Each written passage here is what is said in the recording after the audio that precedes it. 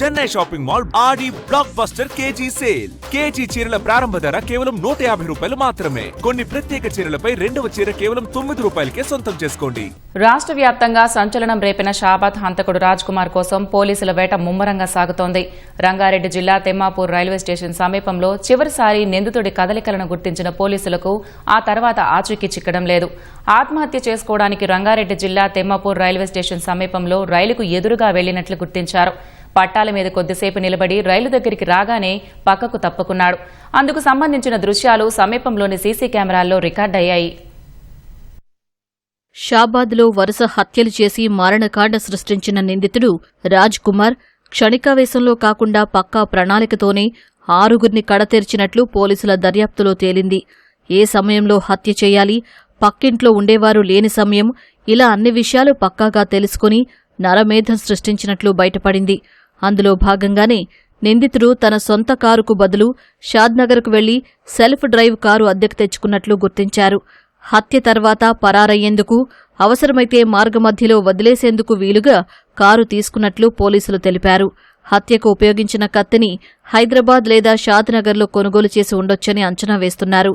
అయితే ఆ కత్తికి కొంత తుప్పు ఉన్నట్లు క్లూస్ టీం గుర్తించింది. క్షణికావేశంలోనైతే అందుబాటులో ఉన్న కత్తితో ఘాతుకానికి పాల్పడి తన కారులో పరారయ్యేవాడు. అద్దెకారు, షాబాద్ సమీప ప్రాంతాల్లో దొరకని కత్తి వినియోగించడం, ఫోన్ను వెంటనే స్విచ్ ఆఫ్ చేయడం ఆధారంగా నిందితుడు పథకం ప్రకారం అంతా చేసినట్లుగా పోలీసులు నిర్ధారణకు వచ్చారు.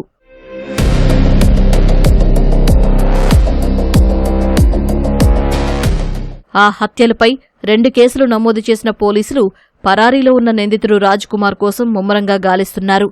ఇప్పటి వరకు 10 బృందాలతో గాలిస్తున్న పోలీసులు ఆదివారం అదనంగా మరో 4 ఏర్పాటు చేశారు. సీడీఆర్, ఇతర సాంకేతికత ఆధారంగా రాజ్ కుమార్ 4 ఫోన్లు, 16 సిమ్ కార్డులు ఉపయోగిస్తున్నట్లు దర్యాప్తులో బయటపడింది. ప్రస్తుతం వాటిలో ఏ ఒక్కటి వినియోగించట్లేదని తేలింది. హత్య తర్వాత 11వ తేదీ ఉదయం వరకు రాజ్ కుమార్ అద్దెకారులు నందిగామ, కొత్తూరు, షాబాద్ మండలాల్లోని నిర్మానుష్య ప్రాంతాల్లో తిరిగినట్లు పేర్కొన్న పోలీసులు తెమ్మాపూర్ రైల్వే స్టేషన్ సమీపంలోకి రాగానే కారులో పెట్రోల్ అయిపోవడంతో అక్కడే వదిలేసి రైలులో పరారైనట్లు అనుమానిస్తున్నారు. నిందితుడి వద్ద డబ్బు తక్కువగా ఉందని కుటుంబ సభ్యులు పోలీసులకు సమాచారం ఇవ్వడంతో శ్రీశైలం లేదా బెంగళూరు వైపు వెళ్లొచ్చనే ఉద్దేశంతో 2 బృందాలను అక్కడికి పంపారు. గతంలో నిందితుడు శ్రీశైలం వెళ్లి ఎక్కువ రోజులు గడిపినందున అక్కడికి వెళ్లి గాలించినా ఆచూకీ లభించకపోవడంతో ఆ బృందం వెనుదిరిగింది. హైదరాబాద్ నుంచి బెంగళూరు వెళ్లే మార్గంలోని హోటళ్లు, లాడ్జిలు, దాబాల్లో విస్తృతంగా తనిఖీలు చేస్తున్నారు. బస్ స్టేషన్లు, రైల్వే స్టేషన్లలోని ఫుటేజీలను పోలీసులు పరిశీలిస్తున్నారు.